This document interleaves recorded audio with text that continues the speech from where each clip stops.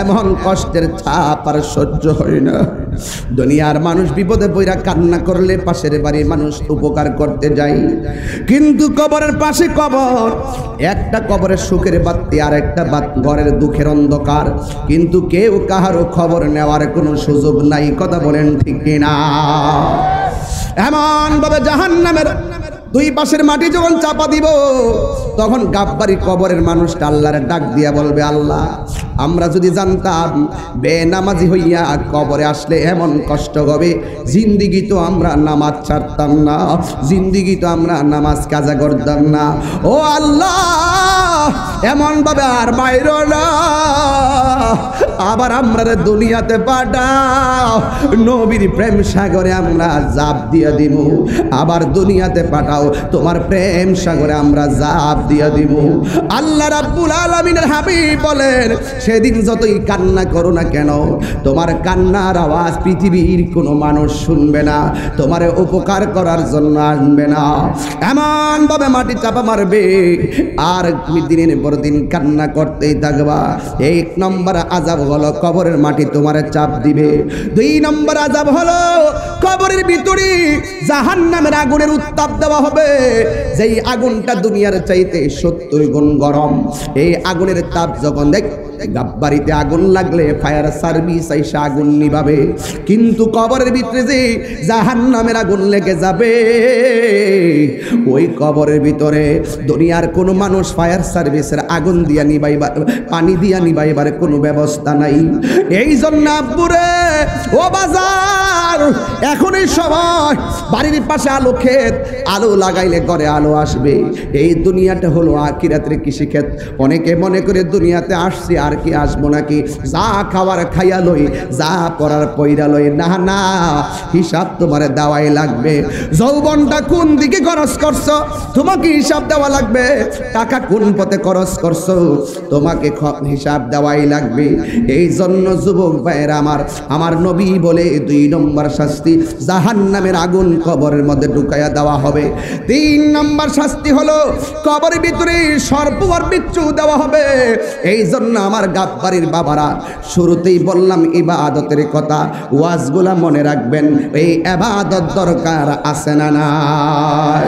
এই দুনিয়া ছেড়ে চলে যাবে একদিন, কন্যা, এ দুনিয়া ছেড়ে চলে যাব একদিন, মায়ারি বাঁধন ভেঙে যাবে একদিন, আসব না আমি আর এ ভুবনে কোনো দিন, আসব না আমি আর এ ভুবনে কোনো দিন, এ দুনিয়া ছেড়ে চলে যাব একদিন। এই যে বাড়ি গাড়ি ক্ষমতা সবই, এই যে জীবন যৌবন সুরের বাহাদুরি, চলে যাব আমি, পরে রবে সবই। দুনিয়ার মায়া সব, দুনিয়ার মায়া সব, পরে রবে একদিন, এ দুনিয়া ছেড়ে চলে যাব একদিন, মায়ারি বাঁধন ভেঙে যাবে একদিন, আসব না আমি আর এ ভুবনে কোনো দিন, এ দুনিয়া ছেড়ে চলে যাব। কান্দো কেন? চোখের পানি এখন কেন আসে? একটাই কারণ, আমরা পৃথিবী ছেড়ে চলে যেতে হবে মায়ার দুনিয়া। Birampur HD media, the Islamic YouTube channel. একদম কিশোর বয়স থেকে আর ছোট ছিল, 10 বছর আগে আর কি। তাহলে আমার ভোলা মানে কইতো গাব্বারে তাই রোজ ওয়াজ করে ছোট ছোট ভোলা মানে। আমি বলছিলাম, বাবা, এই ছোট্ট ভোলা মানে একদিন আমার সুন্নতের ময়দানের তীরন্দাজ হবে। আজকে মাঠটা কানায় কানায় ভরছিনি, এই ভোলা ভান্ডি কিন্তু এই ভোলা ভান্ডি। সুতরাং ছোটদেরকে স্নেহ করতে হবে, বড়দেরকে শ্রদ্ধা করতে হবে। কথা কোন ঠিক কিনা? কিন্তু আফসোস, এই 10 বছর আগে যাইসা গেছি, এই 10 বছর এই গ্যাপটার ভিতরে অনেক মুরব্বী এদের মতন বসছিল আমার সাথে, কিন্তু এই মুরব্বী কবরে চলে গেছে। আছে কিনা এরকম? আছে কিনা এরকম মুরব্বী চলে গেছে? তারা কিন্তু দুনিয়াতে আবার হঠাৎ করে যুবক পোলাপানদের মধ্যে অনেকে অ্যাক্সিডেন্ট কইরা, স্ট্রোক কইরা, মা বোনদের মধ্যে অনেক মা বোন দুনিয়া থেকে চলে গেছে। তাহলে আমরা একটু দোয়া করি মিলাদুন নবীর চাঁদে, আল্লাহ যেন তাদের কবরটাকে জান্নাতের বাগান বানায় দেয়। জোরে কোন আরো বড় করে কোন আমিন। আমার পূর্বে আল্লামা গাজী এম এ রুহুল কুদ্দুস রেজভী সাহেব কবরের উপরে খুব সুন্দর আলোচনা করেছেন। আমি ঘর থেকে পুরো ওয়াজটাই শুনেছি। আল্লাহ যেন আমাদের সকলের কবরটাকে মদিনার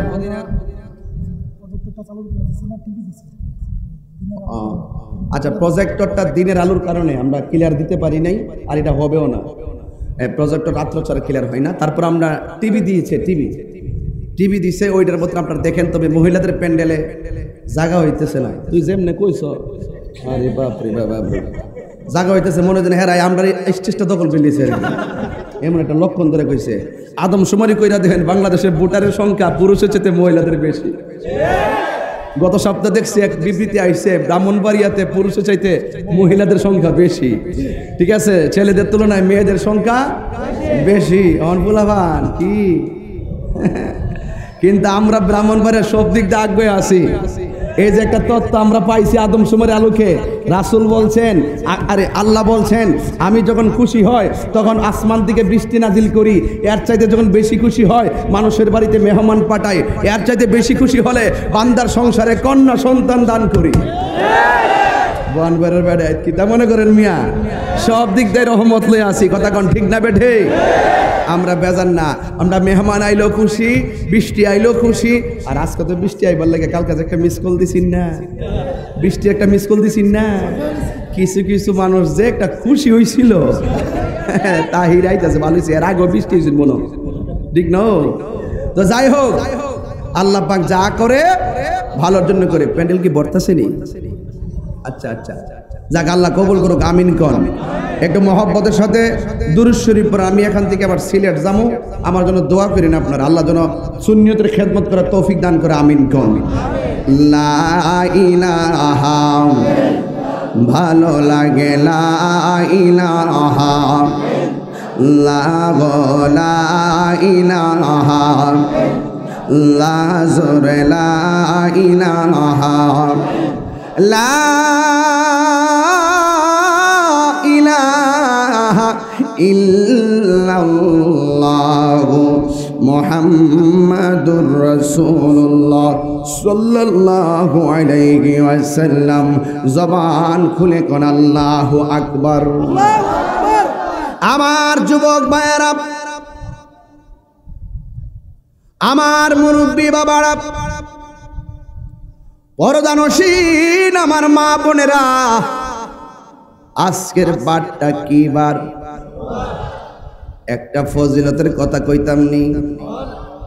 সামনে যেই নামাজের ওয়াক্তটা আসতেছে, ওয়াক্তটা কি ওয়াক্ত? সুবহানাল্লাহ গণ। আল্লাহর হাবিব বলেন, প্রতি শুক্রবার আসর নামাজের পর যারা একটা দরুদ শরীফ পড়বে, একবার নয় 80 বার। কয়বার? 80 বার দরকার আছে নি? প্রতি শুক্রবারে আসরের নামাজের পর দরুদ শরীফটা হলো আল্লাহুম্মা সাল্লি আলা মুহাম্মাদিন নাবিয়িল উম্মি ওয়া আলিহি ওয়া আসহাবিহি ওয়া বারাক ওয়া সাল্লিম। আল্লাহুম্মা সাল্লি আলা সাইয়্যিদিনা ওয়া মাওলানা মুহাম্মাদিন নাবিয়িল উম্মি ওয়া আলিহি ওয়া আসহাবিহি ওয়া বারাক ওয়া সাল্লিম। আল্লাহর হাবিব বলেন, প্রতি শুক্রবার আসরের নামাজের পর যারা এই দুরূদ শরীফটা 80 বার পড়বে, আমার আল্লাহ রাব্বুল আলামিন তার 80 বছরের গুনাহ মাফ করে দিবে। এমন একটা অফার সামনে লইয়া মাঝখানে আমি আপনাদের সামনে কিছু কথা বলবো। মনে রাখবেন, দুনিয়াটা অল্প দিনের জিন্দেগি, ঠিক নেই? একবারে আখিরাতের তুলনায় দুনিয়াটা একদম স্বল্প। আল্লাহ রাব্বুল আলামিনের পক্ষ থেকে আমার নবী দুইটা জিনিস দুইভাবে ভাগ করে দিয়েছেন। এই রাস্তায় চললে তুমি আল্লাহ রাসূলকে পাবে, এই রাস্তায় চললে তুমি আল্লাহ রাসূলকে পাবে না। মা আতাকুমুর রাসূলু ফাখুযুহু ওয়া মা নাহাকুম আনহু ফান্তাহু। আল্লাহর পক্ষ থেকে আমার নবী যেই কল্যাণকর যা নিয়ে এসেছেন তা তোমাদেরকে গ্রহণ করতে হবে, যা থেকে নিষেধ করেছেন তা থেকে তোমাদের দূরে থাকা লাগবে। এখন জবানটা খুলে বলুন, আমার নবী কি নামাজের পক্ষে না বিপক্ষে? এ আমার যুবক ভাইয়েরা, হাজার হাজার মানুষ, এই মানুষগুলোর ভিতরে অনেকে আছে মা হারা, অনেকে আছে বাবা হারা, এমন কিছু মানুষ আছে যাদের দুনিয়াতে বাবাও নাই, মাও নাই,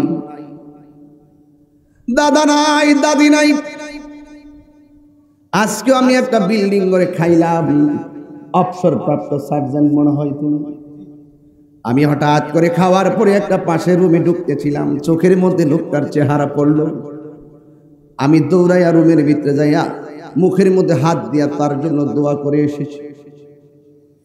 ফিরোজ সাহেব, এই মানুষটা 10 বছর আগের হিসাবটা চিন্তা করেন, আবার এখন দেখেন তিনি হাঁটতে কষ্ট হইতেছে।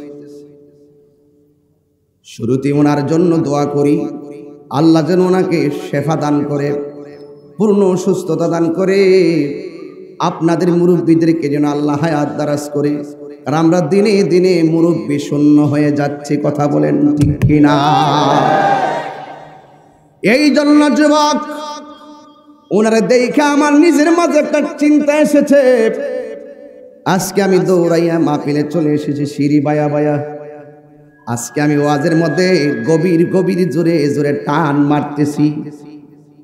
এমন একটা সময় আসবে, ইচ্ছা করলো আমি টান দিতে পারবো না, ইচ্ছে করলো আমি সুর দিতে পারবো না। যুবক রে, 10 বছর মাহফিলটা সাজাইয়া নতুন পাঞ্জাবি গায়ে লাগাইছো। আমি তাহিরিরে 10 বছর পরে আনছো, আইনা নতুন পাঞ্জাবি গায়ে লাগাইছো। আমার কাছে খুব ভালো লাগছে। একটাবার চিন্তা করে দেখো, 10 বছর আগে তাহিরি এসেছে, মাঝখান দিয়া তাহিরিরও 10 বছর চলে গেছে, তোমরা পাঞ্জাবিওয়ালাদেরও 10 বছর চলে গেছে, কথা বলেন ঠিক কিনা? এই সময়টা কত দামি কেউ বুঝে না রে। আইসিইউতে যারা শুয়া শুয়া কান্দে, শ্বাস ফলাইতে পারে না, ওনারা জিগাও শ্বাসের কত মূল্য। আজকে আমি আপনি শ্বাস ফলাইতেছি, নদীর বাতাস খাইতেছি, বিনাউটির ব্রিজে যাই আড্ডা মারতেছি, কত শ্বাস আমার ভিতরে যাইতেছে আসতেছে, একটা টাকা বিল দেওয়া লাগে না। আর আইসের মধ্যে বুম্বাটা মুখের মধ্যে লাগাইয়া দেয়, দিনে দিনে 25,000 টাকা গণ্যা দেওয়া লাগে, ভিআইপিতে 1 লক্ষ টাকা গণ্যা দেওয়া লাগে। ওই মুসলমান, নাফরমানি করিয়েন না। আল্লাহর কাছে 24 ঘন্টা সেজদা মাইনা পড়ে থাকেন। 1 নম্বর, আমার আল্লাহ হলে আমাদের অলমাইটি, সর্বশক্তিমান আল্লাহ হলে আমাদের একমাত্র রব। 2 নম্বর, সেজদা মাইনা পড়ে থাকেন। আমার নবী হলো সব নবীদের নবী। 3 নম্বর, সেজদা মাইনা পড়ে থাকেন। কোরআন হলো সর্বশ্রেষ্ঠ গ্রন্থ। 4 নম্বর, সেজদা মাইনা পড়ে থাকেন। ইসলাম হলো আল্লাহর কাছে মনোনীত ধর্ম। এই জন্যই তো যুবক ভাইয়েরা সেজদা মাইরা পড়া আল্লাহর কাছে শুকরিয়া আদায় করেন। আমার আল্লাহ আমাদেরকে বিনা দরখাস্তে মুসলমানের ঘরে জন্ম দিয়েছে, কথা বলেন ঠিক কিনা? মুসলমানের ঘরে জন্ম দিয়েছে, মুসলমানদের ঘরে। গর্ব করে বলতে পারি মুসলমান। যুবক ভাইরা খুব মনোযোগ, আমরা তো ঘরে চলে যাব, কবরে যারা চলে গেছে তারা কি আসতে পারবে? খুব কঠিন একটা জায়গা, খুব নীরব একটা জায়গা, এই বৃষ্টি পড়তেছে আর কবরটা ভাসতেছে, বইরে গেছে, আমরা খবর নাই। পোকামাকড় ঢুকে গেছে, আমরা খবর নাই। অন্ধকারে পড়ে রয়েছে, আমরা খবর নাই।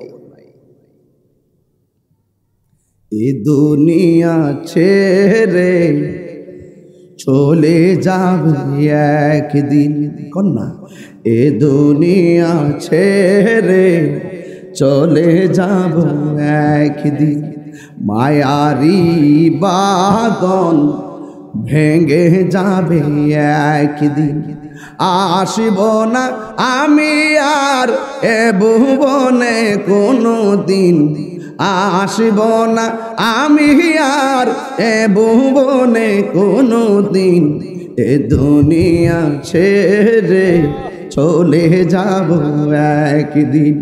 এই যে বাড়ি গাড়ি ক্ষমতা সবই, এই যে জীবন যৌবন সুরের বাহাদুরি, চলে যাব আমি পরে রবে সবই, দুনিয়ার মায়া সব, দুনিয়ার মায়া সব পরে রবে একদিন, এ দুনিয়া ছেড়ে চলে যাব একদিন, মায়ারি বাঁধন ভেঙে যাবে একদিন, আসব না আমি আর এ ভুবনে কোনো দিন, এ দুনিয়া ছেড়ে চলে যাব।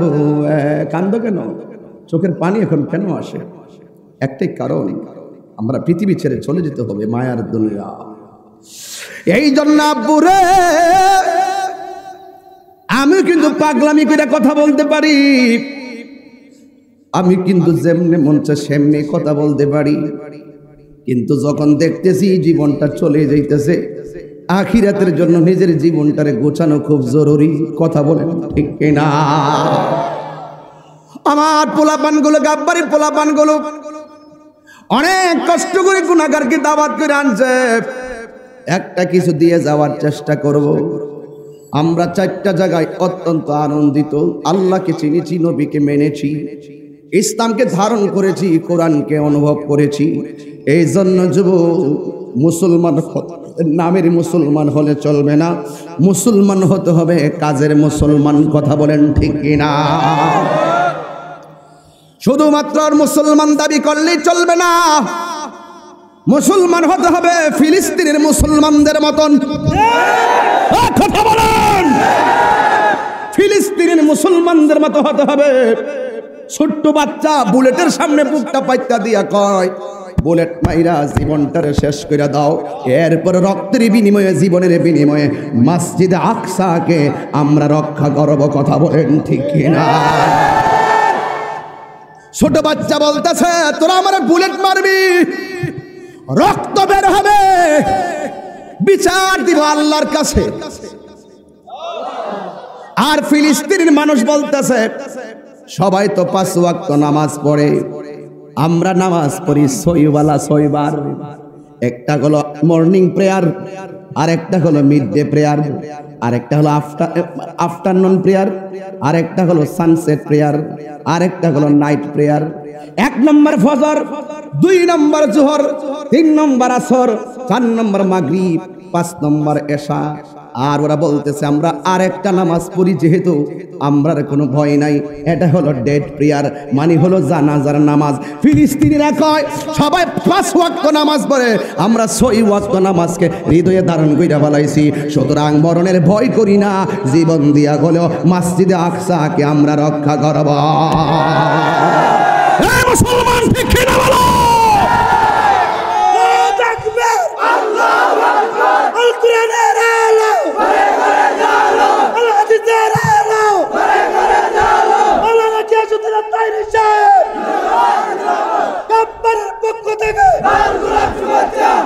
खुदा की कसम, मस्जिद আকসা হলো মুসলমানদের প্রথম কিবলা। ঠিক কি না বলেন? এই মসজিদ আকসা হলো যেই মসজিদে আমার নবী মেরাজে যাওয়ার সময় 2 রাকাত নামাজ পড়েছে।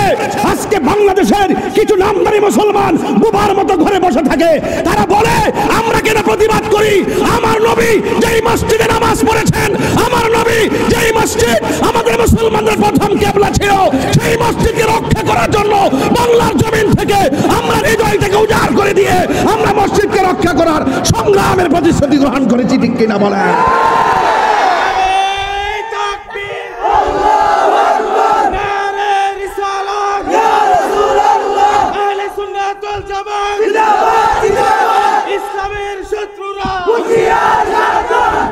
আমার যুবক ভাইয়েরা, ধারণ করলে করার মতো করেন।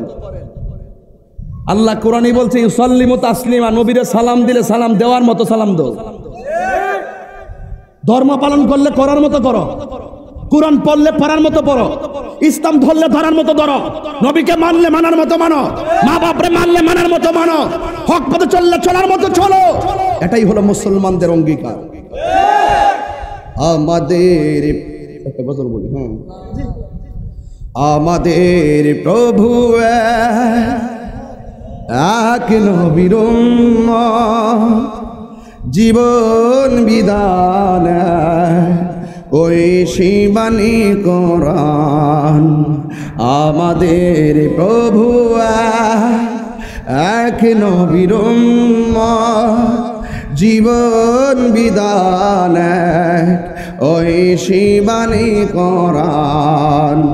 তবে কেন এক নও হে মুসলমান,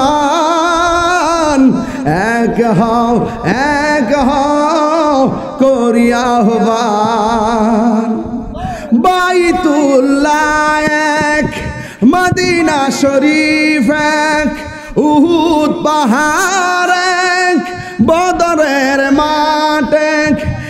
একটা তো জীবনার মরণ তো একটাই, একটা তো জীবনার মরণ তো একটাই, একই সাথে মিলে মিশে একটাই প্রাণ। তবে কেন এক নও হে মুসলমান, এক হও করি আহ্বান।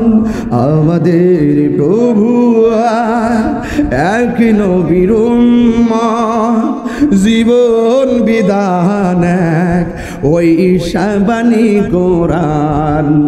আমাদের প্রভু এক নবীর উম্মত, জীবন বিধান ওই শিবানী কোরআন। তবে কেন এক নও হে মুসলমান, এক হও করিয়া আহ্বান। যুবক ভাইয়েরা আমার, গভীর মনোযোগ। আমি বলেছিলাম শান্তি প্রতিষ্ঠা করতে গেলে ঐক্যবদ্ধের কোনো বিকল্প নাই, চলে যেতে হবে কবর দেশে, এটার কোনো সন্দেহ। এই জন্য আমার যুবক ভাইয়েরা, আল্লাহ রাব্বুল আলামিন বলে দিয়েছেন, আমি আল্লাহর পক্ষ থেকে আমার বন্ধু তোমাদের জন্য যা কল্যাণ করে নিয়ে আসবে সেইগুলোকে তোমাদের গ্রহণ করা লাগবে, যা থেকে নিষেধ করেছেন তা থেকে দূরে থাকা লাগবে। এই জন্য আমার নবী, আপনার নবী বলেন, আল্লাহ রাব্বুল আলামিনের কাছে সবচাইতে উত্তম ইবাদত হলো নামাজ। জোরে কি সুবহানাল্লাহ বলা যাবে না? নামাজ ছাড়া কি বক্তাগিরি আছে? ব্যস্ততাই নামাজ টাইম মতো না পড়তে পারলেও পরে আদায় করতেই হবে, কথা বলেন ঠিক কিনা? টাইম মতো নামাজ পড়ার চেষ্টা করবেন। আমার নবী, আপনার নবী বলেন, আফদালুল ইবাদাতিস সালাত, সর্বোত্তম ইবাদত হলো নামাজ। নামাজটা টাইম মতো পড়া লাগবে। এই যুবক, আমার নবী, আপনার নবী বলেছেন, তোমরা মনে করতেছো নামাজের ভিতরে কোরআন তেলাওয়াত করতেছো। না না না না না না না, নামাজের মধ্যে শুধু কোরআন তেলাওয়াত করো না, নামাজের ভিতরে বান্দা স্বয়ং আল্লাহ রাব্বুল আলামিনের সঙ্গে প্রেমের আলাপ করে। কিসের আলাপ করে? আর আপনি নামাজও পড়বেন, সুদও খাইবেন, প্রেমের আলাপ হইব নি? এডি কইলে তো নাম বালানা, এডি কইলে তো আমি বালানা। খান গাট দিব, খান পেট বড় করেন, অসুবিধা। খাইতে খেতে হমান করে লান, 3 তলা 5 তলা বিল্ডিং বানায় হমান করে আলান, কিন্তু একদিন বিচার হইব নি? কথা কন আর একদিন বিচার হইব নি? আপনি খাইন না লাগায় ফ্যাট গাঁটটি বড় করলেন না, গাঁটটা মুড়া করলেন একবারে, একদিন বিচার হইব নি? তাহলে নামাজ পড়লে পড়ার মতো পড়তে হইব, ধরলে ধরার মতো ধরতে হইব। কথা কন ঠিক কিনা?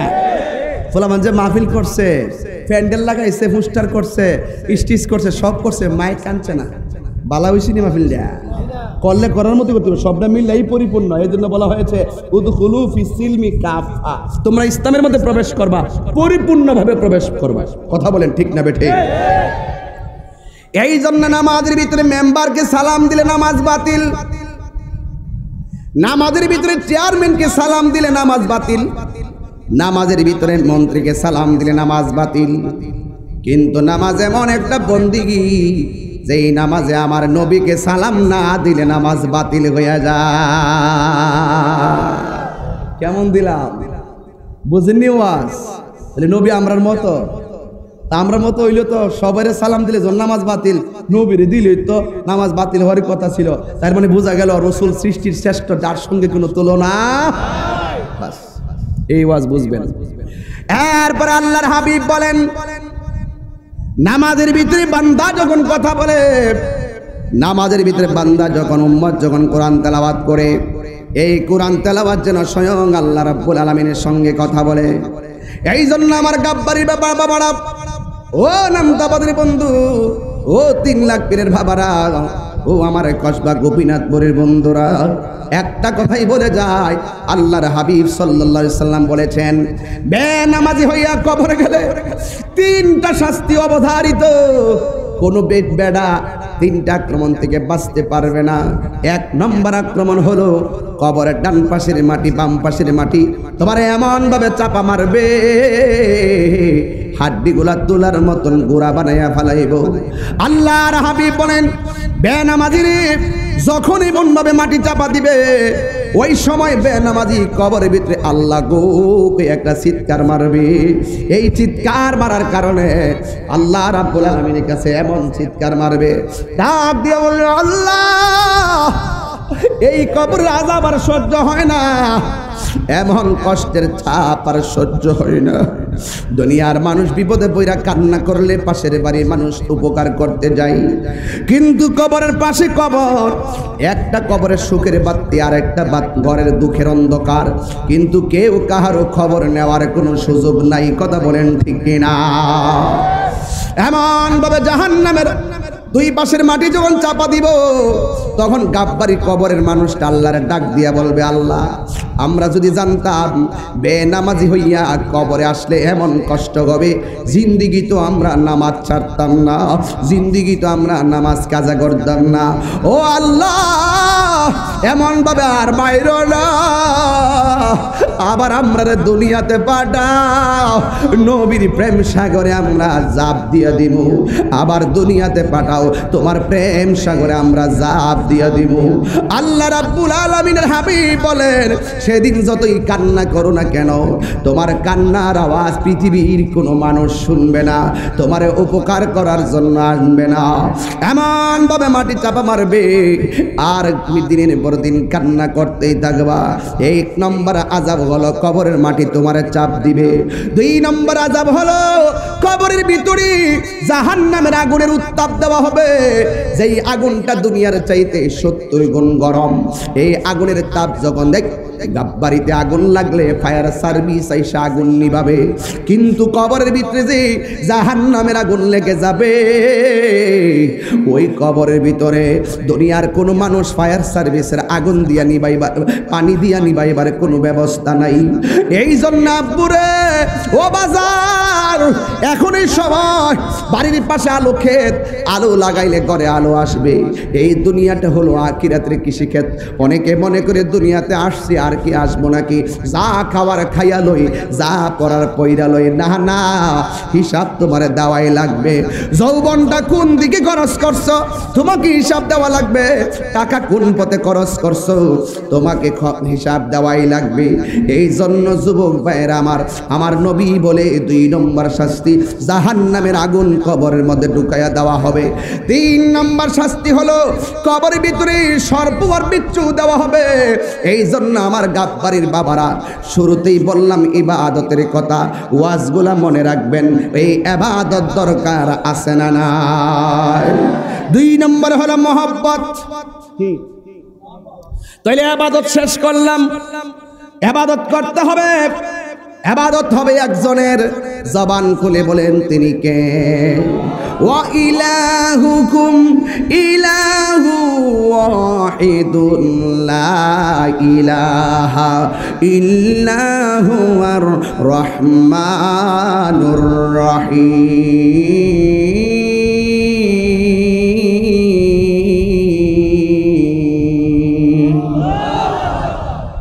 বুঝলাম না, কোরআন তেলাওয়াত করার পরে আওয়াজটা বাড়ছে।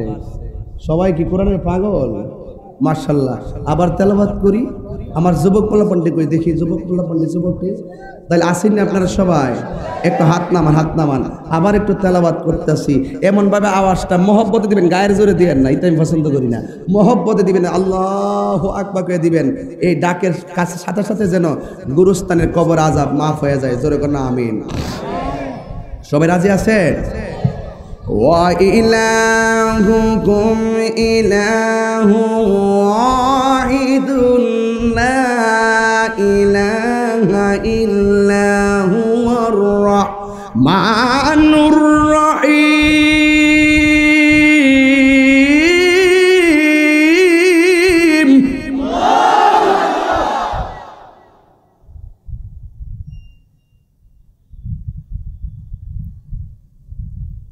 ওয়া ইলাহুকুম ইলাহু ওয়াহিদুন লা ইলাহা ইল্লাহু আর রহমানুর রহিম।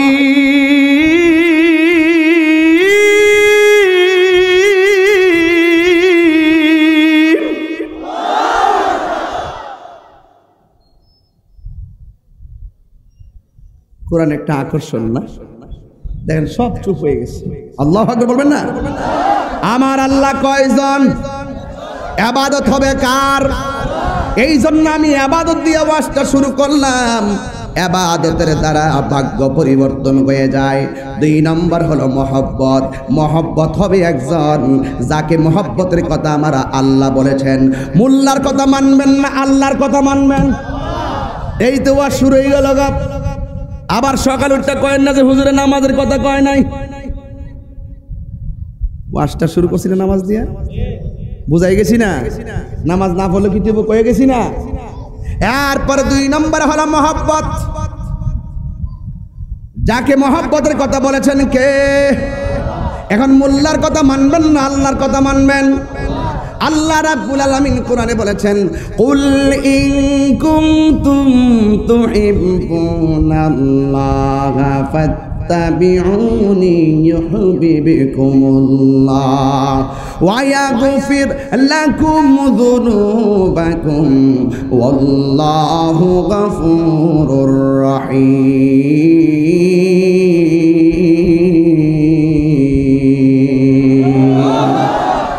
আল্লাহ রাব্বুল আলামিন বলে, হ্যাঁ বন্ধু আপনি বলে দিন, তোমরা যদি আমি আল্লাহকে পেতে চাও তারা যেন আপনি নবীকে অনুসরণ করেন।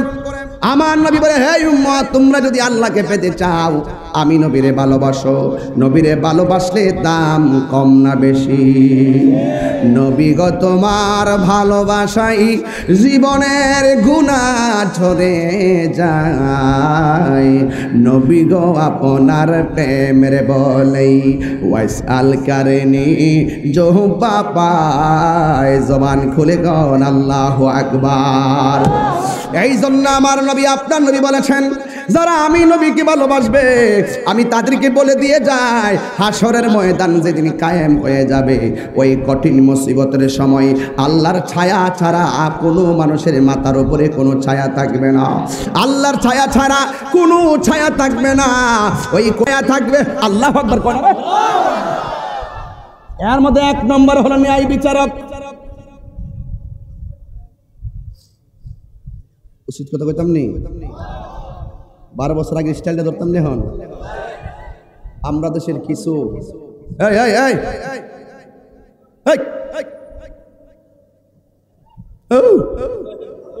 আরে বেড়া বাইতে মানে ফোন দিছ, দুপুরে খাইছে না, বেটি বই দিছে না,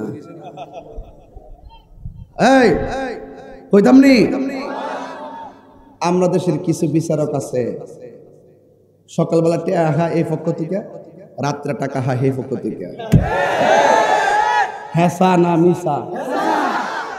আবার কিছু মৌলবী আছে টাকা খাইয়া ফতুয়া ঘুরাইলা, কিছু মৌলবী আছে ডলার খাইয়া কালার ফাল্টাইলা। ইডি হলো শিয়া, ইডি কি শিয়া। আর কিছু কিছু সর্দার আছে সমাজে, হেরে গিয়া মামলাটা কইরা দে, আমি আসি, হেরে ফাড়াই আবার হিটের কাছে কো ইয়া কিছু দেলা নাইলে মামলা করে নিব, পরে হের থেকে কিছু টাকা খা। কথা কোন ঠিক কিনা? মামলা বালা না, আমি যেটা কইটা বালা, আপনি যেটা কই এটা তাহলে কিছু দেস না দিয়ে আবার হিটারে ফোন দে, ওরে মামলা যে করবে শেষে তো সমাজই শেষ হইব, তুই বাকিটা কেমনে শেষ করলে দেহুম নে, পরে হের তো কিছু ল। আর যেটির পয়সা বেশি এটির পক্ষে থাকে সর্দাররা বেশি, গরিব রে বরাক বাস দিয়া দেয়। তো রসুল বলতেছেন কষ্ট দিয়েছে আমরা ওই লইব 10 বছর পরে আছে বলে আবার 12 বছর পরে আমি কয়ে জায়গা যা বাস দেওয়ার দিয়া জায়গা ওয়াশ করে জায়গা। কথা কোন ঠিক না বেডে? আর যেটা কইব সকালবেলা ওয়াজ বেশি ভালো হয়েছে না মনে হয় এইটাও হিডা দেহা শৈল লাগছে। কথা কোন ঠিক না বেডে? সংবিধানে রাষ্ট্র ধর্ম ইসলাম আছে বলে তোমার কেন জ্বলে রে বন্ধু, তোমার কেন জ্বলে? ঠিক না? ইসলাম হলো শান্তির ধর্ম, আছে সুবিচার, অন্য ধর্মের প্রতি কবু করে না অবিচার। মিলে মিশে থাকার কথা, মিলে মিশে থাকার কথা দিয়েছে নবী বলে, তোমার কেন জ্বলে রে বন্ধু, তোমার কেন জ্বলে? সুদ খুররে সুদ খুর কইলে কিছু মানুষের জ্বলে, ঘুষখুরের কেন জ্বলে রে বন্ধু, সুদখুরের কেন জ্বলে? ঠিক না? অ্যাকশন অ্যাকশন সুদখোরের বিরুদ্ধে, শিয়াদের বিরুদ্ধে, কাদিয়ানির বিরুদ্ধে।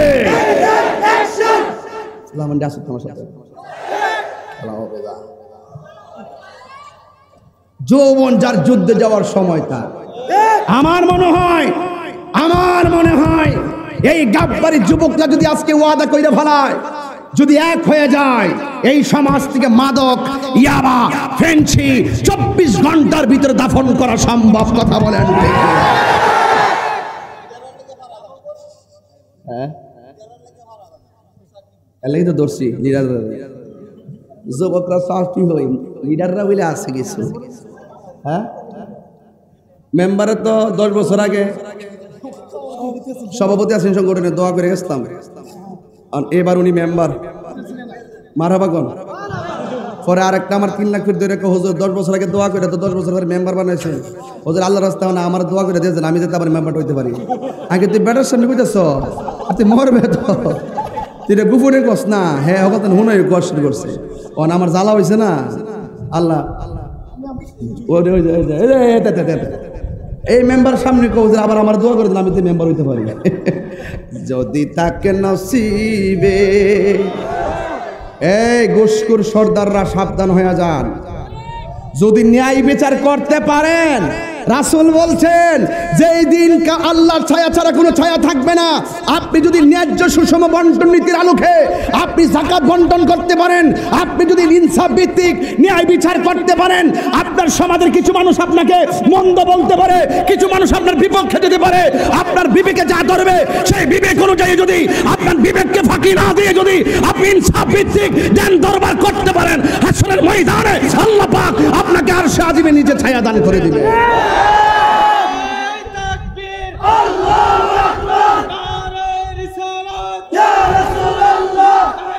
রাখো রাখো, সময় কম, সময় কম।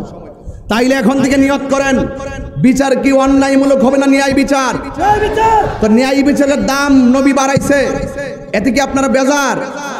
ন্যায় বিচার কইরা যদি একটা লোক সারা জীবন চালায়, বোঝা গেল আমি ন্যায় বিচার করতে করতে যাইতে থাকি, হয়তো দরবার ফাইলাম টাকা খাইয়া 20টা দরবার করুম 2টা, কিন্তু আমি ইনসাফ ভিত্তিক বিচার করুম, তখন আল্লাহ পাক আরশে আজিমে যে ছায়া দে, ও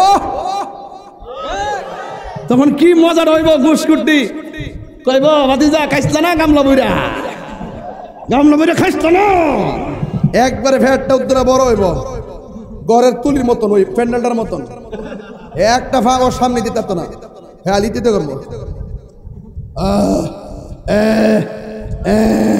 তখন জাহান্নামের দিকে আল্লাহ এই বেফতরটা জানতে গেল, জাহান্নামে যে বেটা জ্বলতাছে সেই বেটা কইব আল্লাহ জাহান্নামে ফুরতাছে ঠিক আছে, কিন্তু এই বেফতর আওয়াজটা অক্ষরে মাথা নষ্ট করে নিছে, হ্যাঁ এখান থেকে সরাও। কারণটা কি তা কয়, হ্যাঁ দুনিয়ার সুদকুর কথা বলেন, ঠিক না বেটে? আছে আরে বেরে এলাকাতে আছে রে ভাই, আছে আছে। আমার যুবক ভাইয়েরা কথা কেন না, কথা কেন না, ওয়াজ এগুলোই। 2 নম্বর হলো কারা জানেননি? 2 নম্বর হলো যারা আজান হলো মসজিদের জন্য পাগল হয়ে যায়। আর আমরার পোলাপান আজানটা হইলে সারা রাইতে মোবাইল চালাইয়া, ফজর আজান দিলে মোবাইলটা চার্জে লাগাইয়া ঘুম যাই, কথা কোন ঠিক কিনা? তাহলে মোবাইল কি হালকা গজব না পুরা গজব? আর ওদের বলে হালকা না পুরা? এ যুবক খবরদার, আমার নবী বলেন আজান হবে মসজিদে, আর মসজিদে আজান হলে বান্দার ঘরের মধ্যে বিছানায় পিঠ লাগাইতে পারে না। আর একটা কথা হলো, যার মনটা সবসময় মসজিদে পড়ে থাকে, আমার দেশের ভিতরে অনেক মুসল্লি আছে মসজিদে গেলে বারবার গড়ির কাটার দিকে তাকায়, মসজিদে জামাতে গেলে গড়িটা দেখে দেখে মসজিদের টাইম মতো যায়। অথচ আমার নবী বলেছেন কেউ যদি মসজিদের মধ্যে নামাজ না পড়া চুপ কইরা যদি যাইয়া বসে থাকে, আমার আল্লাহ তারা আমল নামাই নফল নামাজের সওয়াব দিয়া দিবে। আল্লাহর হাবিব বলেন যাদের মনটা মসজিদের জন্য দিবানা, যাদের মনটা ইবাদতের জন্য ফানা, আর যাদের মনটা জিকির শুনলে তাদের মনটা পাগল হয়ে যায়। আমার গাব্বারের পোলাপান জিকির শুনলে শান্তি লাগে কি লাগে না? আল্লাহ আল্লাহ আল্লাহ।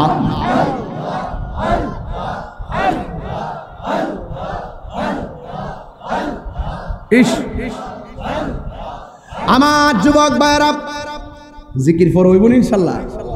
আমি আজকে আসি ইনশাল্লাহ, ধর সিলেটের মাহফিল বাদ দিলাম,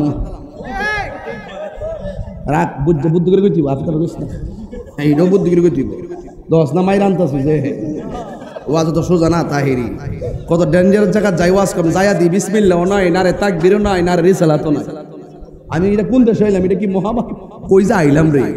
পরে যাই ওয়াজ করে কিও পুস্টার দিন আরে তাকবীরও নয়, আল্লাহু আকবারও নয়, পুস্টার কি রসটা ও গ্যান্ডারের রস নিয়ে এসেছেন। আচ্ছা বুঝলাম না, আমি মাহফিল আসলে আমার অনেক খাবার টাবার আসে, হ্যাঁ না এত মানুষের সামনে 15 দিন আগে নিয়ত করে রেখেছে যে হুজুর আসলে গ্যান্ডারের রস খাওয়াইব, মানে আখের রস। আলম ভাই যাক আমার জন্য নিয়ে আসছে, এখন আমি এটা খুলছিলাম খাওয়ার জন্য, কিন্তু একটু মিষ্টি দিতে খাবার না, মানুষের সামনে খেলে পেটে ব্যথা করতে পারে। না না না না সরা সরা গাড়িতে বেগম ভাবলাম ফার্ম দিও না, পরে আমি খামু কতলা চোখ ব্যাটারি চাই যেমনি, পরে পরে আমার পেটে ব্যথা করবো, পরে এমন এমন সমস্যা হইব, পরে করে খাইবেন নাকি তা চলবো না? আরে ডায়াবেটিস বলে আর এইটা খাইলে ভালো যাবো। কালকে একবার আইসে মিষ্টি খাইতাম, খা কইছি, পরে কয়েকটা খাওয়াই দিস, আগুন আগুন করে না। কই জন্য গেছিলাম বলে গেছি মাছটা, কই গেছিলাম?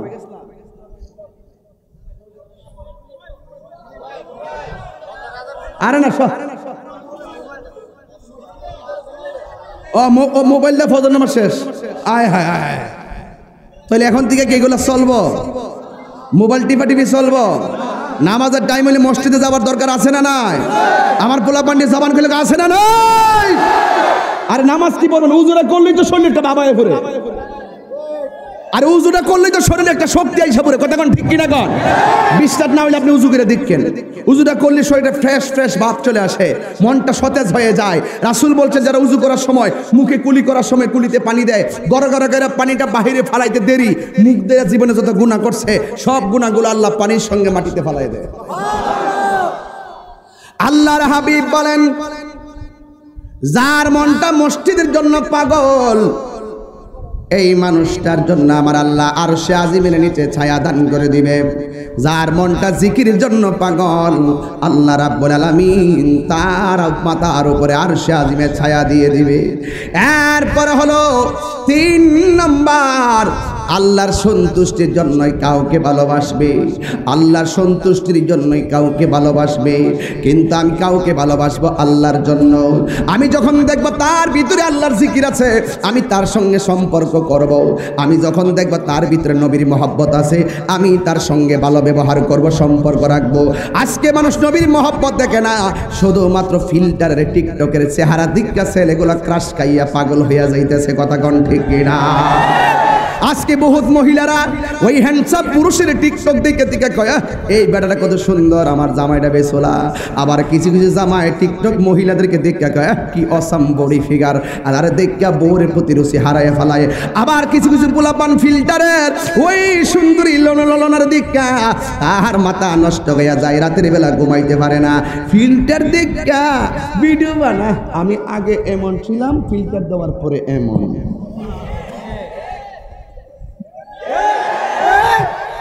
ফিল্টারের চেহারা আল্লাহ যেমন বানাইছে এমনই যথেষ্ট।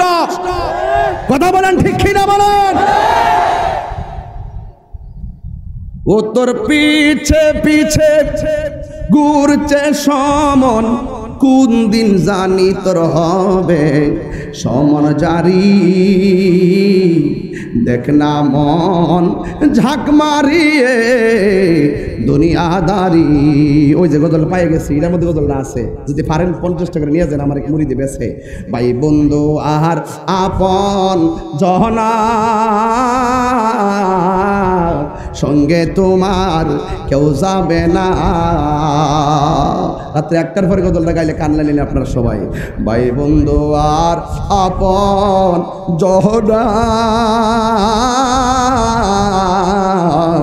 সঙ্গে তোমার কেউ যাবে না।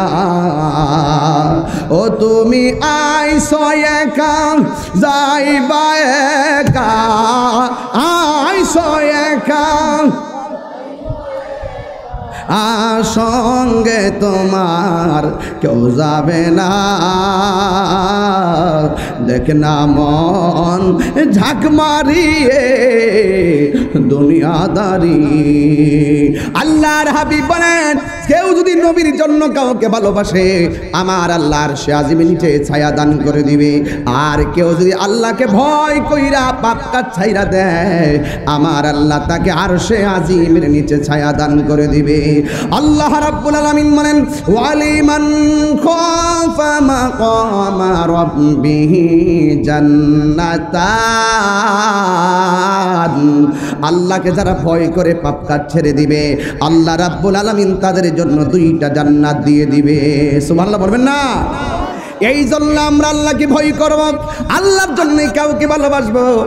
যুবকের দল আমার দিকে তাকাও, জীবনে যদি জিরো থেকে হিরো হতে চাও, 2টা মানুষকে চোখের পানি ফেলে কান্দানো যাবে না। একজন হলো তোমার মা, আর একজন হলো তোমার বাবা। কথা বলেন ঠিক কিনা? আমি গুনাহগারের আব্বা দুনিয়াতে নাই।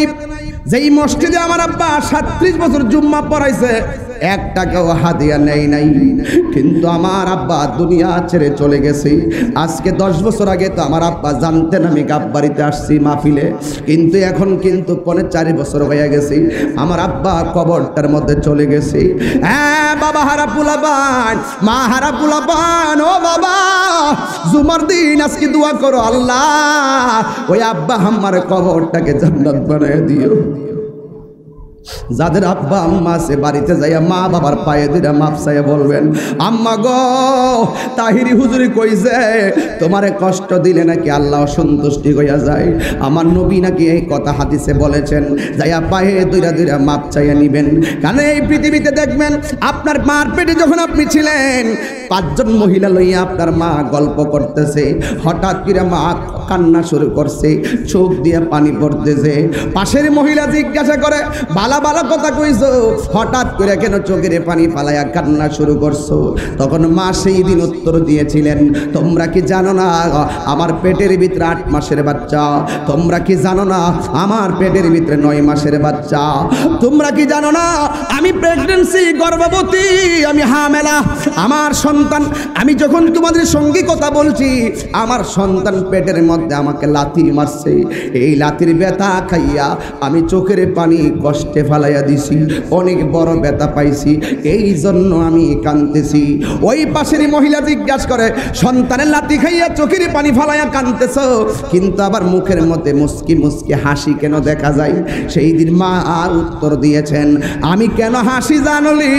কান্নার কারণ আমাকে লাথি মেরেছে, ব্যথা পাইছি, কাঁদতেছি। আমি হাসতেছি একটা মাত্র কারণে, আমার পোলা লাথি মারলো, আমি মা নিশ্চিত আমার পোলাটা আমার পেটের মধ্যে জিন্দা আছে। এই জন্য আমি লাথি খাইয়াও আমার পোলা তো নড়াচড়া করতেছে, আমার পোলাটা তো ভালো আছি। দেখবেন গাপ্পারিতে কোনো মহিলার পেটের মধ্যে বাচ্চা যদি নড়াচড়া না করে, দৌড়াইয়া ডাক্তারের কাছে যাই, আলটা করাইয়া কয়, ডাক্তার আমার সন্তানটা নড়াচড়া করে না, আমার সন্তানটা নড়াচড়া করে না। এমন অনেক তথ্য পাওয়া যায়, সন্তান পেটে থাকতেই মা মারা যায়, এমন অনেক তথ্য পাওয়া যায়। সন্তান ভূমিষ্ঠ হয়ে ওয়া করে আর মায়ের কান্না জীবনের জন্য বন্ধ হয়ে যায়। এই জন্য আল্লাহর হাবিব বলেছেন, এ পৃথিবীর মানুষ, মা বাবার সন্তুষ্টি দিয়ে আল্লাহ সন্তুষ্টি। মা বাবা তোমার জান্নাত, মা বাবা তোমার জাহান্নাম। এই জন্য মা বাবার সঙ্গে ভালো ব্যবহার করলে জান্নাতে যাইবা, মা বাবার সঙ্গে খারাপ ব্যবহার করলে তুমি জাহান্নামে যাইবা। এই জন্য আমার যুবক ভাইরা পায়ের মধ্যে হাত দিয়া বলি, আমার নবী আপনার নবী বলে দিয়েছেন, মা বাবার মনে কখনো কষ্ট দিও না, কারণ মায়ের পায়ের নিচে সন্তানের জান্নাত। কথা কোন ঠিক কিনা? মায়ের ভূমিষ্ঠ হওয়ার সময় কি কষ্ট, এই কষ্টের মূল্য আল্লাহ কেমন দিয়েছেন শুনেন। আল্লাহর হাবিব বলেন, পানিতে পইরা মারা গেলে শহীদ, ডায়রিয়া হইয়া মারা গেলে শহীদ, আগুনে পইরা মারা গেলে শহীদ, ঠাডা পইরা মারা গেলে শহীদ, এই অ্যাক্সিডেন্ট কইরা মারা গেলে শহীদ। কিন্তু যুবক ভাইরা শুনে রাখো, আমার নবী আপনার নবী বলেছেন, কোনো মহিলা যদি প্রেগন্যান্সির সময়, সন্তান ভূমিষ্ঠ হওয়ার সময় কোনো মহিলা যদি মারা যায়, আমার আল্লাহ তারে শহীদের মর্যাদা দান করে দিবে। এখন আপনার মাকে আল্লাহ বাঁচায় রাখছে, আপনি আপনার মারে কি প্রতিদান দিয়েছেন? আল্লাহ তো নিয়ে গেলে জান্নাতের সংবাদ দিয়ে দিছে, ফেরেশতা শহীদের মর্যাদা দিয়ে দিত, কিন্তু আল্লাহ আপনার আম্মাকে বাঁচায় রেখেছেন। মন চাইছে আর আপনার আম্মাকে দমক মারছেন, এই বুড়া বেটাটার শক্তি কমে গেছে, ফুট ফুট করতে করতে বাপটা তাজা রক্তগুলারে পানি কইরা ফেলাইছে। ওই যে যেই বাড়িতে গিয়ে আইলাম সার্জেন্ট সাহেবের, সারাটা জীবনটার চাকরি কইরা কইরা থাইকা থাইকা টানতে টানতে জীবনটা শেষ করে ফেলাইছি। আজকে পোলা পানগুলো অনেকেই প্রসিদ্ধি হয়ে গেছে, এমন অনেক তথ্য পাওয়া যায়। সন্তান থাকে 5 তলা বিল্ডিংয়ে আর মা গাববাড়িতে ভাঙ্গা ঘরে ঘুমায়, এমন ইতিহাস আমাদের সমাজে আছে না নাই? আল্লাহর কসম করে বলি, আল্লাহর কসম করে বলি, মা বাপের মনে কষ্ট দিয়া তাহিরি কাছে মুরিদ হইয়া আব্বা আব্বা করবা, খোদার কসম তোমার মতো মুরিদ তাহিরি দরকার নাই। একটা ছেলে হাত তুলবেন এখন, যেই পীরে বলবে বাপ মা লাগতো না, আমি তো তোর সব, এটা পিসাব না, এটা পেশাব। রাগ করছেন মনে হইতেছে? যেই পিসাব বলবে মা বাবার খেদমত লাগতো না, আমি তো তোর সব, এটা পিসাব না, এটা পেশাব। সোজা কথাই ভালা, গুড়ায় কথা গেলে লাভ নাই। লাওয়ান চে হইল মাছ আনছে, আব্বা আমনের লাগে গাতার প্রথম হইল দেয়া, গাতার প্রথম হইল দেয়া বাপের লাগে আনছে। বাপে কো, ও আচ্ছা আচ্ছা দো, তোমার আম্মা কাছে দো, পিসাবের দরকার ছিল, এত বড় গাতা খিসলা, একটা মাত্র হইল ভাইছো, আমার লাগে লই আইছো, তোমার বাপ মার লাগে কি রেখেছো? তখন ওই বাপ মাই কথা হুন্ড করে যে পুত্রে তোর ফিরে অতবার কথা কইছে যা ফুত আমি পাইছি দয়ালটা নিয়া দিয়া। তখন এটা আমাদের দোয়া থাকলে নিলে এই মা বাপের মহব্বতে আজকে দোয়া করতে চান কি চান না? দোয়া না করে কি কেউ যাবেন গা? যদি পাশে থেকে কেউ উড়ে তার দাদা ধরবেন, এটা ওয়াদা করছে যাইতো না। তাইলে দোয়াটার আগে একটা কথা কই মানবেন নি? আমি কি নামাজের কথা কইছি নি? নবীর মহব্বতের কথা কইছি নি? আখিরাতে মুক্তির কথা কইছি নি? মা বাপের খেদমতের কথা কইছি নি? সুদ করে ধরছি নি? ঘুষ করে ধরছি নি? কায়দানিরে ধরছি নি? শিয়াগুলো এই এই আচ্ছা আচ্ছা আচ্ছা এই ইমাম সাহেব স্যার নাইলে আমার মুসলিমের চাকরি বাদ দিয়ে দিই। মুসলিরা বহুত ডিস্টার্ব করি ইমাম সাহেবরা। আমরা ইমাম সাহেবরা বেতন দেয় না 10,000, জারি মারে 50,000। কথা কোন ঠিক না বেটে? আমি ইমাম সাহেবরা বহুত কষ্টে আছে সমাজে। খালি হেরারই ফ্যাট আছে, ইমাম সাহেবের ফ্যাট নাই, ইমাম সাহেবের বজিবত নাই। এরা 50,000 টাকা বেতন না, আর ইমাম সাহেবের 5,000 টাকা দেখো অতনা টাকা কিতা করবাই আসেনি।